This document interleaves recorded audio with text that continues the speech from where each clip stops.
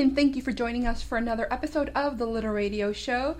Just a reminder, we're on every Thursday at 2 o'clock Central on hmsnetradio.org. You can also find our show notes and archives on thelittleradioshow.com and on iTunes. My name is Sandra Fernandez, and I am joined by my co-hosts Anjelica Cazares and Juan Alanis, and we're bringing you small talk about big topics. Today I'm very excited because we have a special guest, a friend of mine, and also a very talented communicator representing one of the best nonprofits in Houston and I think in the country, Frida Villalobos from Neighborhood Centers. But I'm going to turn this over to Angelica so she can take it from here.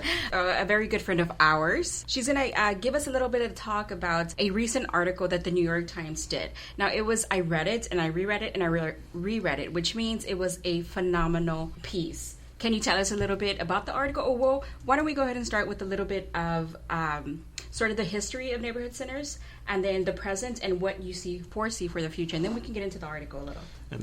And let me just say, the article was titled "What Do the Poor Need?" ? Try asking them, and it did a really good job of featuring neighborhood centers and the work that you all do in the community, and it's really kind of innovative, and so it was exciting to kind of see that coverage come about an organization from Houston. Okay, so we're going to give her an opportunity to talk. So if you wanted to talk to us a little bit about the history. Well, thank you so much for having me. It's exciting to be here and be behind the mic and be a guest of your show. So I'm really, really excited and kind of like thinking about the pressure of this interview. I know. I foretold her that she was the first guest. But no, please proceed.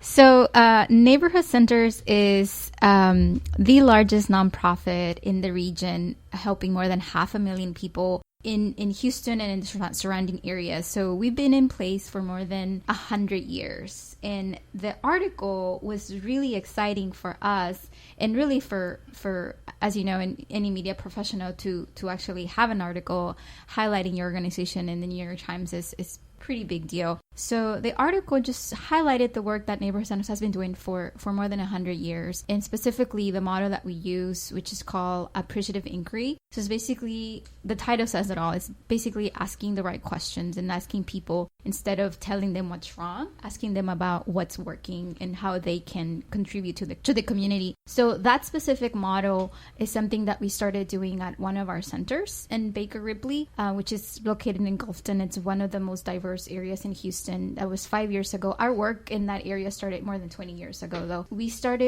changed the way that we do the work in terms of community transformation, community development. That specific motto and the way it's called appreciative inquiry, and it's asset based. So basically, instead of focusing on what's not working in some communities, it's focusing on what's working and what the residents in particular communities can basically contribute to their own community. So basically asking them, what's going on in your community? What can we build up? Asking the residents, how do you imagine this community center to be? We held in that particular community 120 interviews with residents in that area, and we had community forums in terms of asking them, tell us what it is that you need.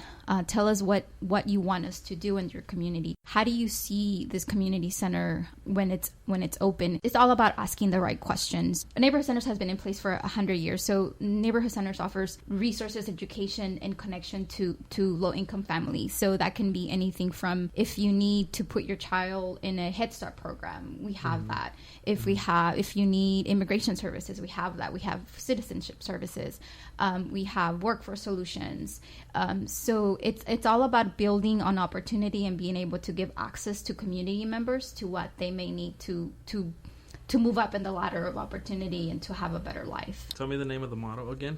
It's called appreciative inquiry, and it's basically just going into communities and asking them what's working in your community and how can we help your community. All right, I think that's a term I'm going to need to look up. Yeah. And it's not something, that's why we have to always explain it, because it's not something that a lot of people understand. So it's basically just going into communities, it's asking. So if you go to any of our centers, we have 5 centers all around Houston. Each center is a little different. So each center caters to that particular community. So for example, our Ripley house that it's located in the East End is not necessarily offering the same kinds of services as Baker Ripley, because that community it's made up differently. So if you go to each center serves the city differently.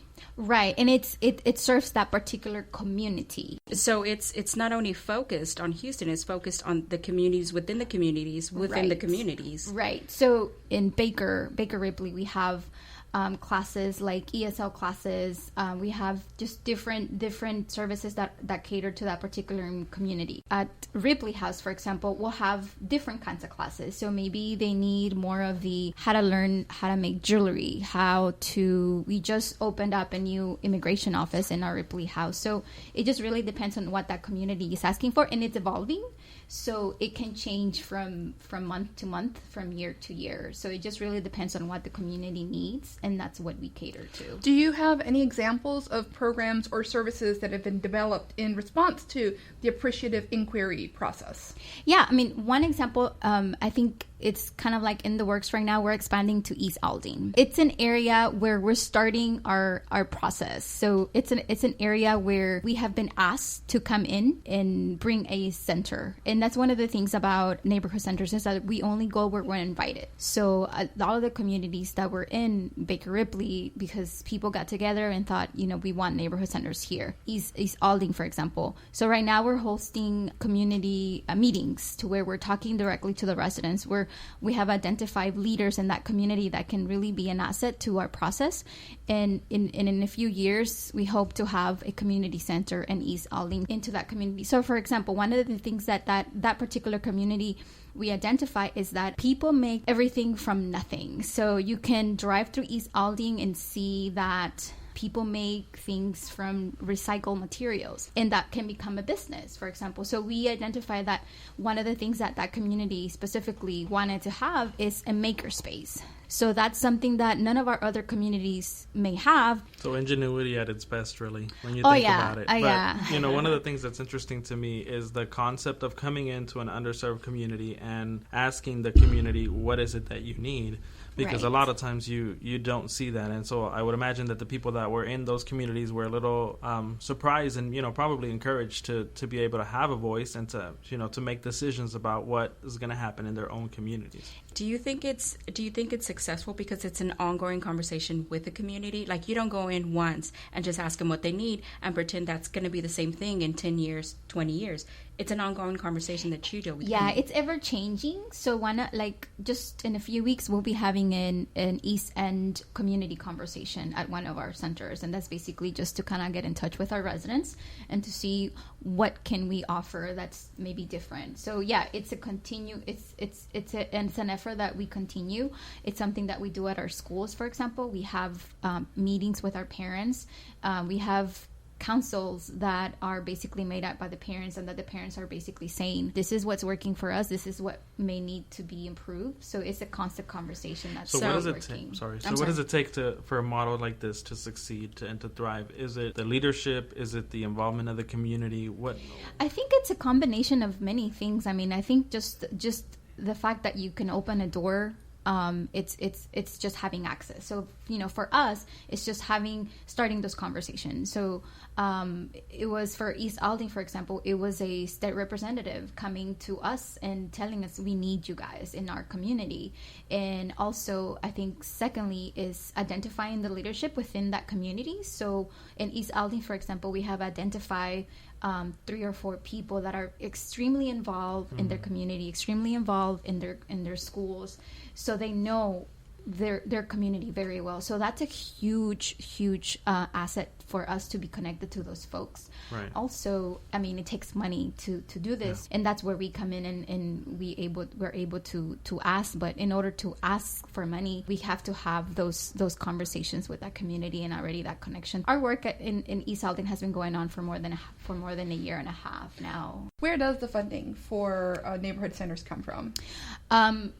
Like Angela mentioned in the article, it's like we milk every cow we can. I did read that part. So we have more than 60 funding streams. So anything from private, government, individuals like you and I. So really anything, just like any nonprofit, we go after any opportunity that we have. We ask for grants. We just got a grant for Head Start services in Fort Bend County. So right now we're the only Head Start provider in Fort Bend County, and that's something that we had to bid in for. So that's more than $1 million contract that we just received. But it's a process. So we ask everyone for money. How many people do you service in Houston? I read it on the article. I just want to hear it in voice. Yeah, it's 599,000. So it's more than it's almost 500,000 people. So in the region, in a county and in a city that's over, what is it, 3 million? It's a little over. It's a little less than 3 million in Houston proper. It's a little over 3 million in Houston Metro. Okay, so you're serving about 1/6 of the population in Houston, right? I mean, which is a big need. It's a big deal. Yeah. So we take that very seriously. You know, one of the things when I first came to this agency was just describing the agency, because the agency does so much. I always say that Neighborhood Centers is like an octopus. It's like the big head and has like tons and tons of hens because of all of the different resources that we are able to provide. So yeah, we touch a lot of people in many different ways. So it's not just one thing. I think for me here, I definitely can say that I've gone out to Ripley myself, because I am kind of from the inner city like kid. So I do see the need, and I do see where they have helped. What do you foresee? Well, what does Neighborhood Centers foresee in their future, their new future, and maybe in like 10, 20 years? Have you discussed that? Yeah, and I think the expansion, it's basically, you know, right now the big thing for us is moving into East Alding. We are growing. I know we have a center in Pasadena, but we have to expand because of the need. So we're working towards expanding that. And really for us, one of the key things about this kind of work, it's just the constant collaborations that we have with community members. So, you know, we're a United Way agency. We have excellent relationships with the Greater Houston Partnership. We have excellent relationships with corporate sponsors. So just continuing those collaborations, because one of the things that one of our CEO says, this isn't work that we do on our own. This is something that we have to do together. This work can only be possible by working with other partners. So in 20 years, I mean, for me, I see Neighborhood Centers just growing and being able to serve more people. Just next year, you know, that number, more than 500,000 is going to grow to more because of our expansion efforts in Fort Bend County. And the article mentioned a cradle to college approach, you know, which kind of, you know, means that you're reaching from, you know, children from the very small age to the point where you're getting them to college, and you want to help them succeed and be leaders in the community. Why is that? Why is it so important to do that work for an organization like Neighborhood Centers to be out there doing that work? Because we need leaders. It's basically we're fostering our future leaders in our community. And it's not, you know, we start from our early Head Start program when we start offering programs to pregnant women, to our seniors. You know, we have a dementia center that offers services to our seniors, especially for youth. I think it's important. One of our goals with youth is being able to provide them with skills and being able to foster their leadership skills.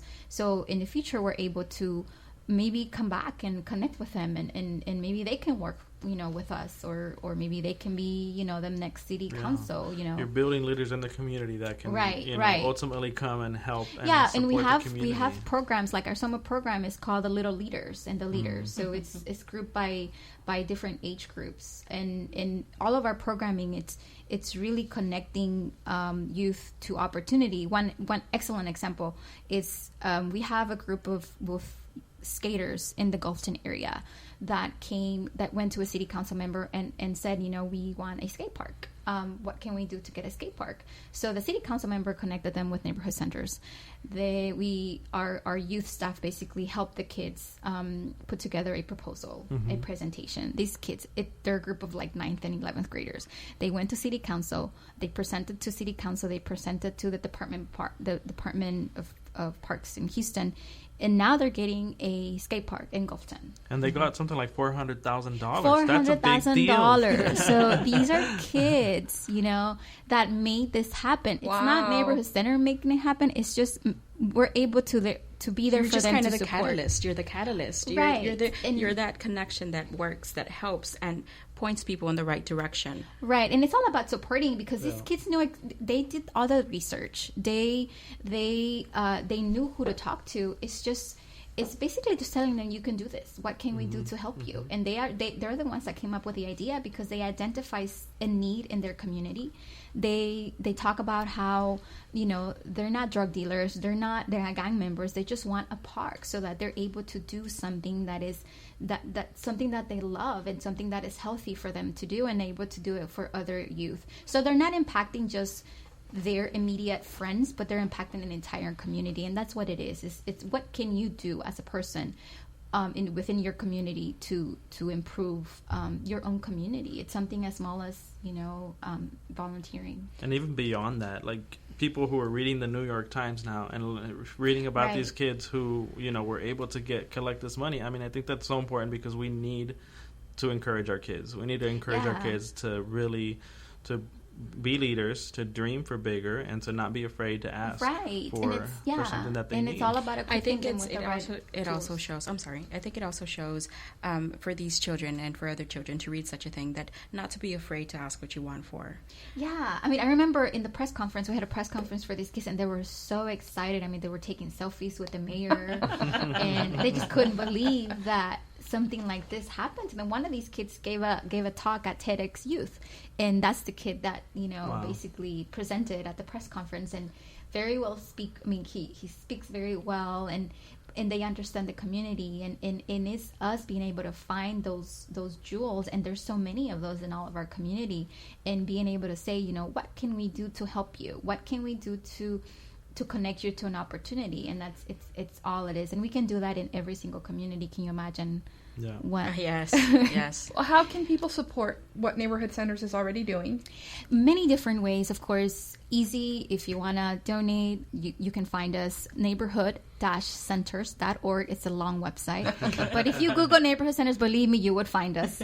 Another awesome way is to get connected through volunteer opportunities. So we always say there's always something for everyone.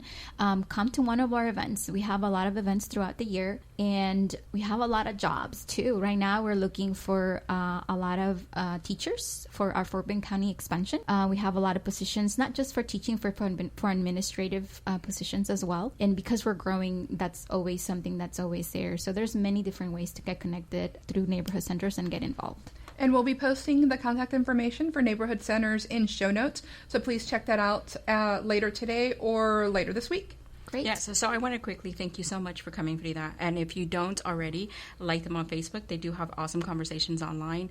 Of course, they're always posting, so we're really big with them on social media.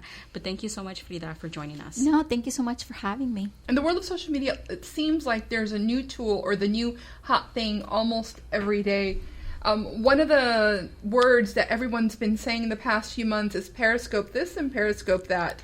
Now, Anjelica has this look of glee on her face. I am kind of, yes, I am very giddy about this. First, what is it? Periscope is an application that launched on the iOS devices and then went to Android. It's originally from its founders. It's originally supposed to be an app used to sort of like a looking glass from the eyes of the view, from the user to the viewer.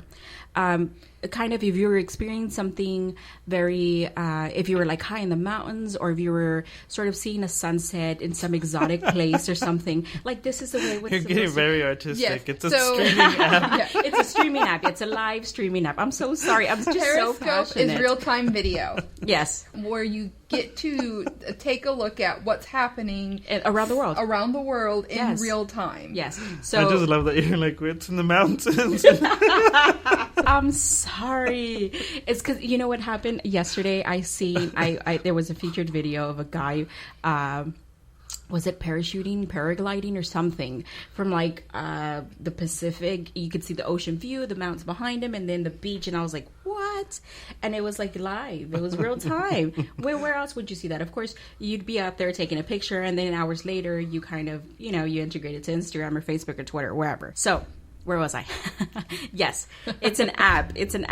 So at the beginning, I was very hesitant to use it. I downloaded the app. I looked at it for a little bit. I wasn't very keen on the whole live thing. I'm still not keen on the whole live thing. It was a... Well, because you have to consider, it's like you're sharing snippets of your life, like just, any moment in your life. And I guess to some people like me, and like my question is like, what am I doing in my life on a daily basis that's interesting enough that I would want to share with the rest of the world?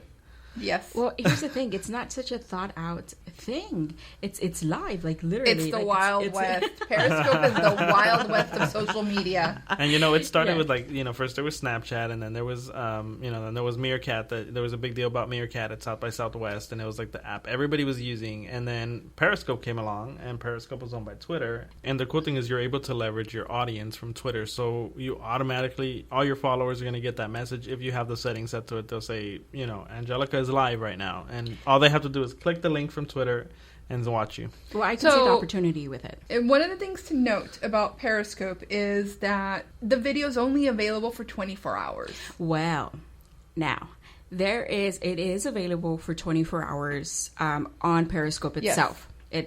It lives on Periscope for 24 hours. When you do the video, it actually saves to your camera roll, so you're forever gonna have it. Now there's these comments that happen, and you're having these like real life conversations, and you're kind of asking these. It's not gonna. All of that stays on the app. It doesn't go to your camera roll. 1 year ago, 2 years ago, 3 years ago, live streaming onto the web required that you had a laptop, that you had a camera that you had to buy. A very reliable internet connection. A very reliable internet connection. What was it, Block TV? A microphone, probably. I believe it was Block TV that I was trying to catch people. And you had to be on... You had to be on your actual laptop or in front of your computer to catch people live. Yes. You didn't get notifications. It required specialized equipment, expensive equipment, a lot of knowledge on how to set things up and making sure that one thing worked with another. What Periscope allows you to do is to turn your camera phone on. Of course, there's always ways that you can up your ante. You can buy those little microphones that attach to your shirt and then to your phone, so you can get better quality. And now all of a sudden, there's like these that on the market where it's like these wireless microphones that you can walk away from your phone and do like the newscast does it, where they're like the newscast. You're like sitting behind a fire behind you, and you're like going live. I mean, it's a one-touch thing. People are no longer waiting for media, for traditional media to show up. They're going live now. Right. And so it's everyday people who aren't, maybe they're not experts there, but they're getting used to it. And I believe the Bangkok, the explosion, the first people there were people with their phones periscoping. And so it was hours before real news media could get there to watch it. And so these are, of course, now media outlets Twitter are 2.0. Twitter 2.0. And back to your point, it's kind of like, you can go live from anywhere in the world anytime you want. Well, I read somewhere that there's this TV station in, I want to say Australia, that has started issuing selfie sticks to their reporters so they can record themselves doing live shots without a camera guy. Wow. Using their phones or using their whatever device it is that they're using. Yeah, it's like these media kits that are fitting in the back, the back pocket of your pants. It's like everything is like go. Of course, oh my God, I can't believe I'm about to admit this, but I actually have a kit that I have. It's a used makeup kit. But I have a tripod, a small tripod. I have my lenses, and I have everything that I need.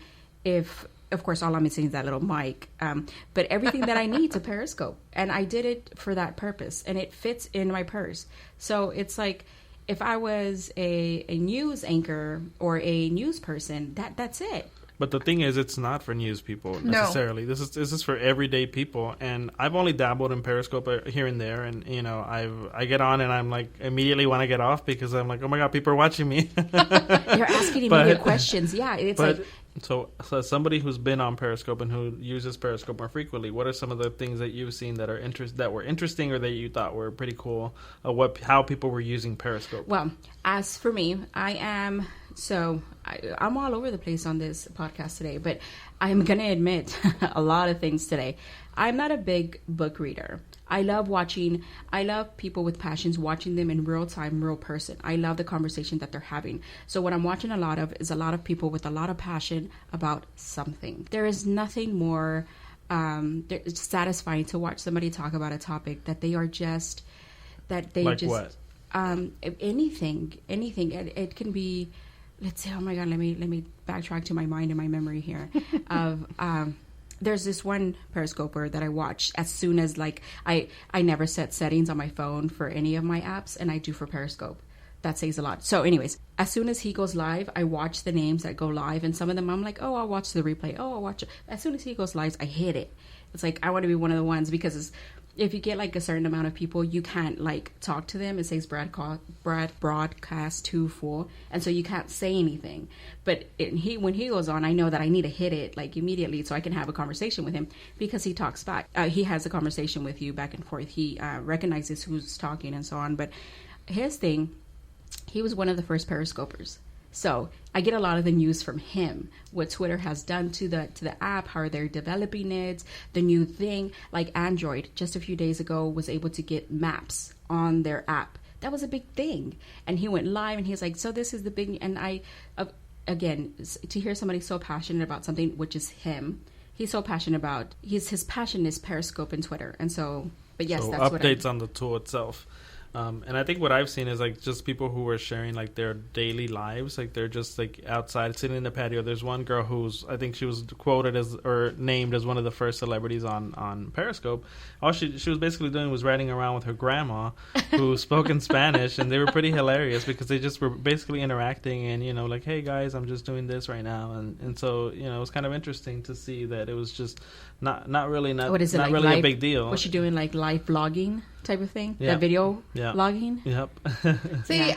I'm so boring. My favorite Periscopes are like magazines and TV shows where they show the behind the scenes stuff. They're setting up for interviews, or they're showing the outtakes of the interviews, or they're having people say hi before they sit them down in a real studio, or before doing a photo shoot. And I think that's kind of cool. They look more human. They look more real to me. They don't look so on. Yeah. I've seen a lot of those. I've seen a lot of behind the scenes. Some newscasters, they are getting on there. They're like the guys in the vans who don't have the actual news person in the vehicle with him, who kind of just take footage.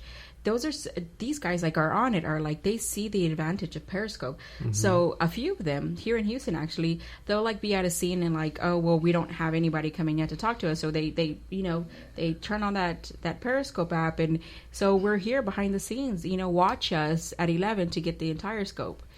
So one of the things I'm going to say about Periscope and Snapchat and Meerkat and the rest of them is that they've changed the orientation of video to vertical. Mm-hmm. To vertical. Yes. Because, traditional video is horizontal to the point where, and I don't know if it's already happened, but I read that YouTube was going to start to provide better support for vertical video. Yes. On yes. mobile. Yes, I think there's there's a lot of talk behind that, the vertical versus the horizontal users.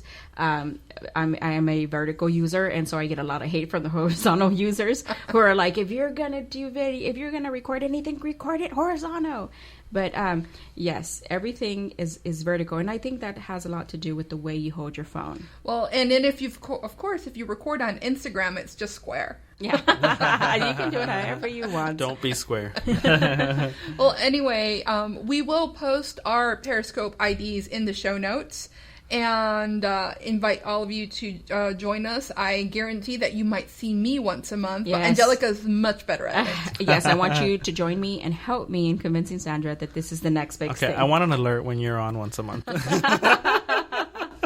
No! Thank you for joining us on the Little Radio Show. We had a wonderful conversation today with Frida Villalobos about what Neighborhood Centers is doing for Houston and the surrounding communities. And we had a conversation about Periscope. I want to remind everyone that we're on iTunes and invite you to go and leave us a review. And also, if you have any comments, questions, or concerns, leave them in a comment on our website, thelittlradioshow.com.